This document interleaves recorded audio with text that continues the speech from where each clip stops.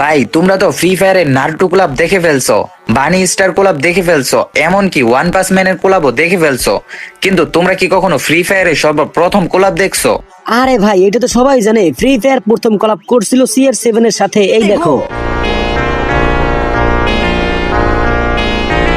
আরে ভাই, এত কনফিডেন্সের সাথে তুমি এত বড় মিথ্যা কথাটা কিভাবে বললে? CR7 এর ক্লাব তো সর্বপ্রথম ক্লাব নয়। তাহলে ফ্রি ফায়ারের সর্বপ্রথম কলাপ কার সাথে ছিল? আরে ভাই, ওই ক্লাবটা এমন একটা প্লেয়ারের সাথে হয়েছিল যেটা অল প্লেয়ারদের ইমোশন। চলো আমি তোমার একটা ভিডিওর ক্লিপ দেখাই। যদি প্লেয়ারটাকে চিনে থাকো কমেন্টে তার নামটা বলে যাবে, কিন্তু তার আগে তুমি যদি পাবজি প্লেয়ার হয়ে থাকো তো ভিডিওতে লাইক দিয়ে কমেন্টে ব্ল্যাক হার্ট দেবে, এবং তুমি যদি ফ্রি ফায়ার প্লেয়ার হয়ে থাকো তো চ্যানেলটা সাবস্ক্রাইব করে কমেন্টে রেড হার্ট দেবে।